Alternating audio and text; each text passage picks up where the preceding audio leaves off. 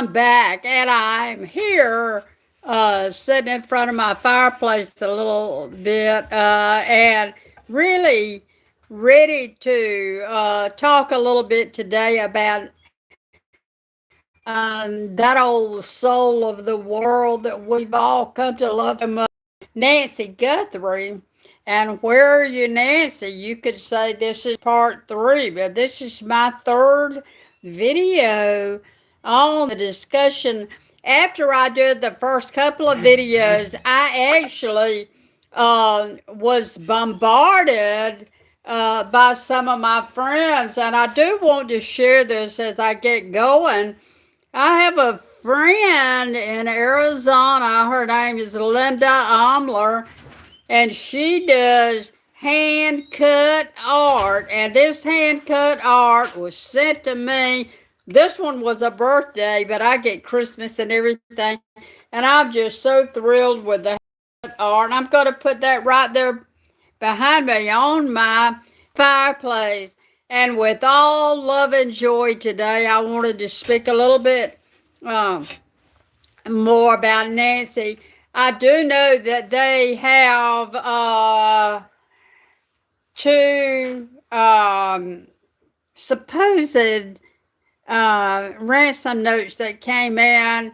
Of course, on Monday, which was the day that Savannah went back to her job at the Today Show, and immediately when I heard Brian Anton and some of the better journalists on YouTube and on TV talking about the ransom notes that had come in, I immediately knew in my heart that this was somebody really trying to ruin her day. In other words, send another ransom note, make my day.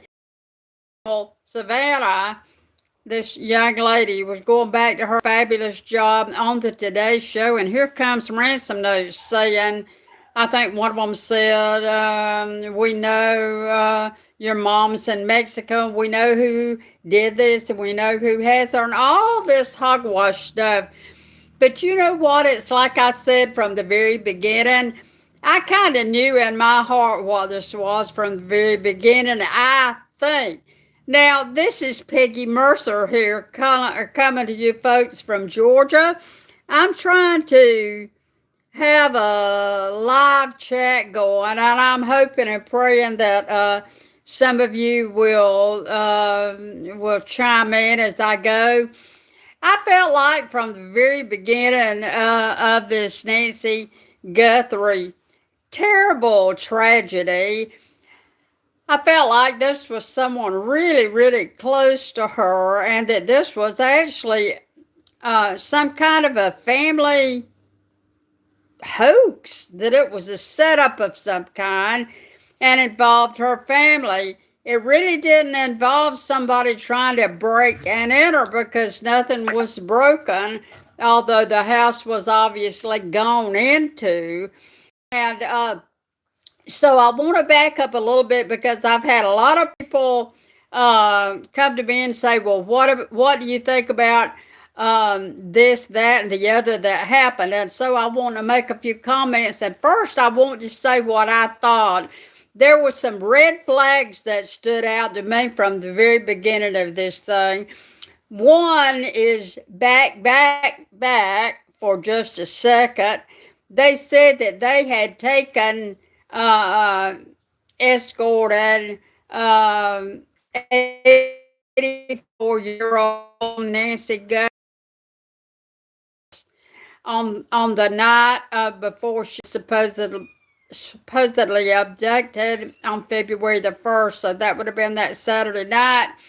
And they said that they dropped her off at her house, and she walked inside, obviously went inside at the garage, or the person, the son-in-law, could have driven her into the garage. But what was said was that he dropped her off Then we learn a little bit later down the road, and a lot of the neighbors and people in her family already knew this. We just didn't really know it.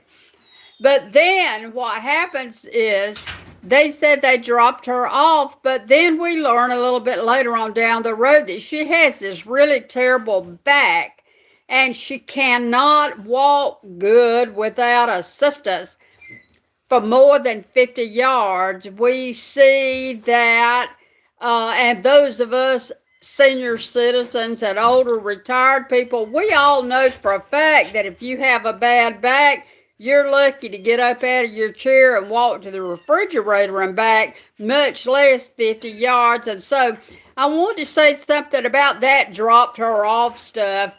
That sounded like hogwash to me. And you know what? If I had a son-in-law or a daughter that I had given my life for and dedicated to helping and inspiring and see it grow up into a good, solid Christian American, you know what? They wouldn't even think about dropping me off. They would not have even thought about dropping their mama off. Now, I will tell you that my better half is John Richardson. When I tell you that he will drop me off, that's a complete lie, I'm telling. He would never even think about dropping me off with the good manners that he has.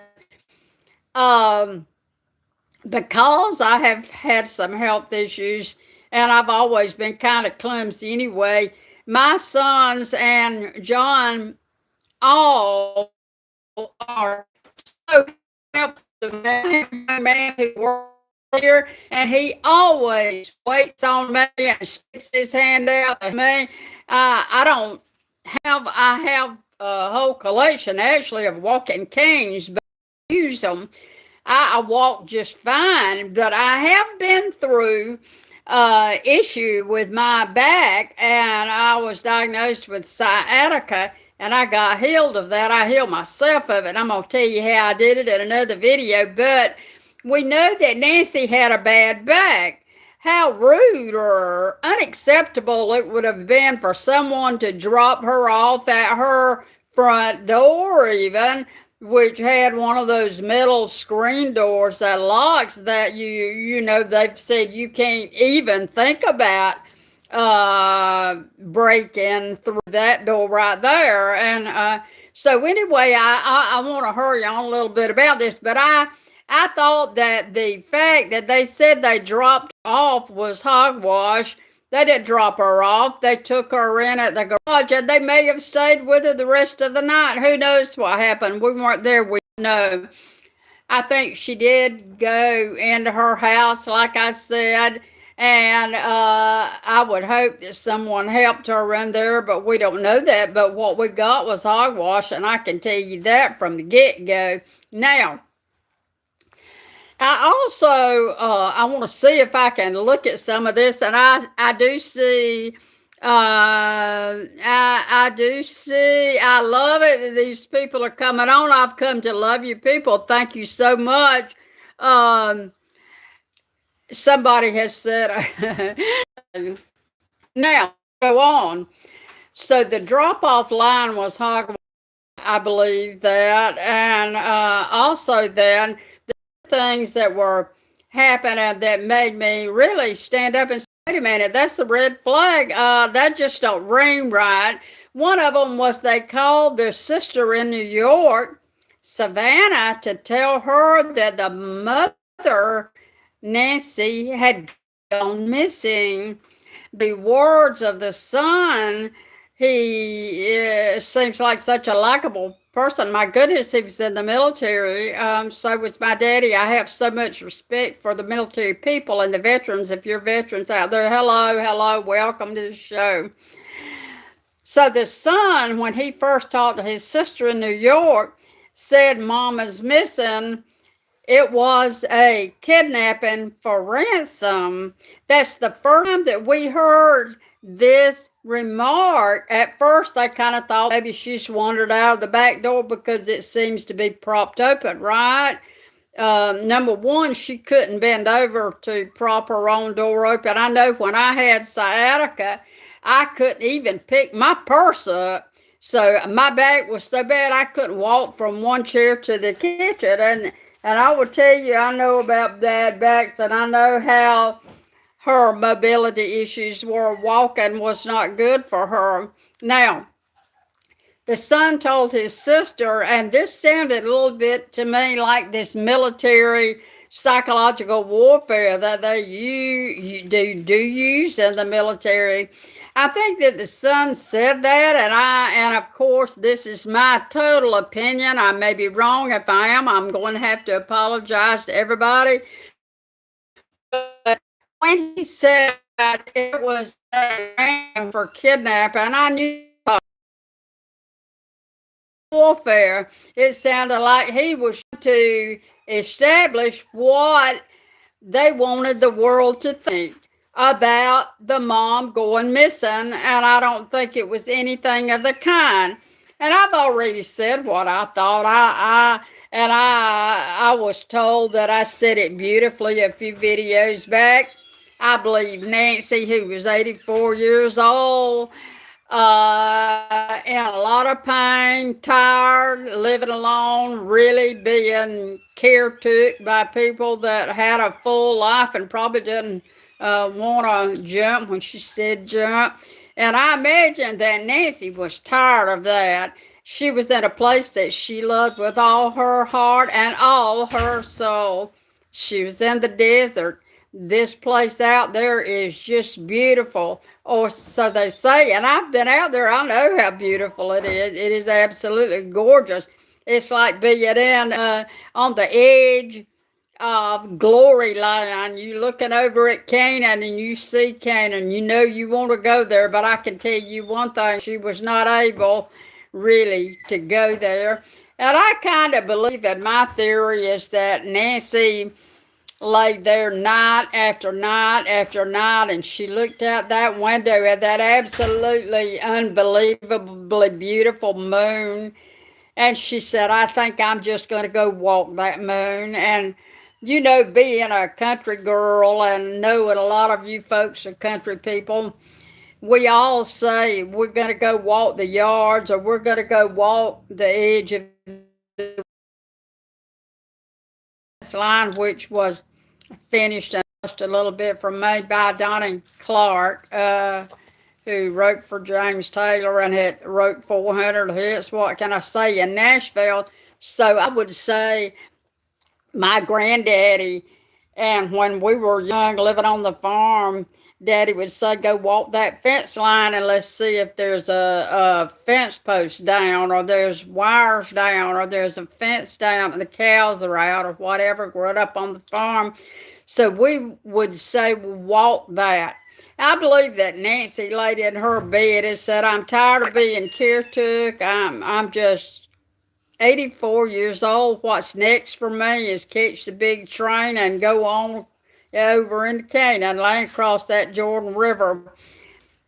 Now, I am a very spiritual person. I'm not a palm reader. God knows I've never been to anything strange or bizarre with it. I'm just very much in love with my Christian life, and I love the Bible, and I've written some books. One of them is called What God Told Me, and what God told me was on five different bestseller lists on Amazon, and I've been published in New York, Florida, everywhere. I've been on book tours. One of my children's books was in Paris, France, I believe it was, and the Cow Parade.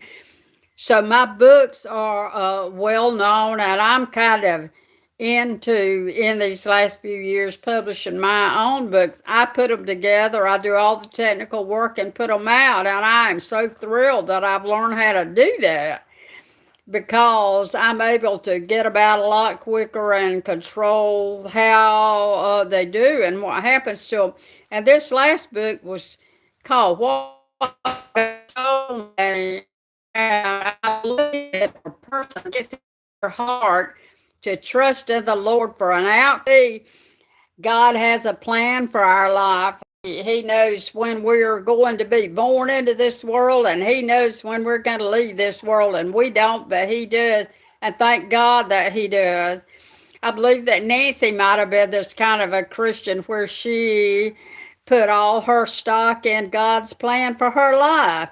And I just believe that she said, I've had enough of this, and I think I'm just going to go out and follow that beautiful moon and walk around in this place that I love so much. I believe she called her son in law and her son and her uh, looks like the middle child, Annie, in there, and I believe that they were all probably pretty great and wonderful to her. And I believe that she told them what her plan was, but she couldn't walk good, so she enlisted their help. And then on the night of February the 1st, I believe that they came in and got her as planned and took her out to the place where she had decided that she wanted to just get out and walk and follow that moon to her eternal destiny. Now, I don't I'm not one to get into these subjects, and I'm not going to get into this subject. I think that was her right as an 84-year-old if she wanted to walk the moon for the time and say, bye bye, I've had enough of this. I believe that's what happened. One of the reasons I believe that's what happened now, my buddy over there, the husband of the card maker there, John Ombler, he made a comment, what about the guy on the front porch that was messing up or trying to destroy the Ring camera? And I want to add this. I don't think that they entered that house through that front door. I think they came in through the back door in the garage, like I said. For all its worth, was a terrible tragedy. It will always be in their memory, the terrible night that we lost Mom. I can't imagine how terrible this will be build up in their hearts. It can't get no worse. But I believe they came in through the other doors and didn't go in at the front door. I don't even believe the guy on the front porch, and I kind of think I know who he was. I don't believe this guy was trying to break into that house at all. I think that he was part of the act. I think they had created an act where they didn't want anybody to see them coming out the front door. And I think that they realized when they got in there that she was not going to be able to walk through the back and around and be carried and so on and so forth. So I think they did open that front door. Now, it is interesting to me that a guy was clearly nice, high educated, maybe, and dressed okay in his all of his gloves and stuff like that. I don't know what kind of a guy this was. I don't know who it was, but I can tell you one thing. They didn't go in through that front door. Now, they might have held the door open and brought her through the front door, at which point she was bleeding. It did say that she was on blood thinners, so if you grab a person by the arm or you scratch them somehow, they are going to bleed like a stuck pig. And so I think that when she came through that front door that she was bleeding, and therefore that's where the blood came from. A lot of other things happened that lead me to this story to be true. Where somebody, I talked to some people that are in law enforcement, and they said they believed he was paid to mishandle this search for her. There was some searching. I stand corrected. One of you said there was definitely some searching, and I did see that, and I didn't know that. But as far as the Cajun Navy, let's put them out there and let them look over this land area and see what's going on. Back to the ransom notes now. When all this first happened, I said, I hope they did get her, and I believe they maybe carried her to Mexico and installed her maybe in a nursing home or something. I'm sure they have found somebody that can look after her and give her give her her medicines and so on and so forth. That is, they're still saying a possibility. Now, when the ransom notes did come in, the ransom notes came in on Monday. I believe that was to get the attention back on the ransom note. The ransom notes are hogwash. Nobody is trying to get a ransom for her. I believe she's done gone to glory. I don't believe she was ever really taken to Mexico. I believe what I said. I think she was taken out in the desert in a spot of her choosing. And I believe she set out to walk around the moon, and I believe that's where they left her. Now, of course, all that's against the law, and you can go sit down at Old Sparky for helping someone do stuff like that that's not in their right mind, or that maybe has these thoughts. They would say not in their right mind. Of course, she was in her right mind if that's what she wanted to do. The Lord decide who did what or whatever. However, in this world that we live in of what we call civilization, I sometimes don't really know about that, but in this world we call civilization, if a person is having mental distress, then we need to get them to the mental hospital where they can be stabilized. What about an 84-year-old person? Like I was telling about my mother the other night, we want to hang on to them as long as we can. But that don't mean they want to hang on to this world or hang on to us. It's their choice, not ours. And so I have feelings about that too. But I believe what I said I believed. I've come to the total conclusion that she went and walked the moon. And we all have come to love her. We love her spunk. We love her brilliance. We love the fact that she ran that home all these years and did her own thing, did it her way. And I think that's what she did that night on February the 1st. I think she did it her way. I'm going to go over some of your comments that I see on here. And I don't even see the comments. And I can tell you all that I appreciate you joining me. My writing channel is starting back up. That's it for the talk on Nancy, and I may do another one at some point in time. I've always thought if you're trying to solve a problem one way and you're beating yourself to death, it's like beating a dead horse. It's not working, okay? This is not what happened. What you're thinking is wrong. It's the wrong approach, okay? If that is the case and you can't find a solution, you're doing it wrong. You're thinking it wrong. So the sheriff didn't want anybody to come in there. He paid by the family to deflect and distract and just keep everybody at a distance on this case because they had told the sheriff what happened. You can still call the sheriff's department in Pima County, Arizona, and talk to Barney Fife if you want to. You can also call the FBI, 1-800-CALL FBI, if you know what happened to this lady. I already know what happened to her, don't you? I will talk back with you later. I love it. I love this live stream. If I can just kind of figure all this out again. And I'm over and out of here. God bless every one of you. I will talk to you later.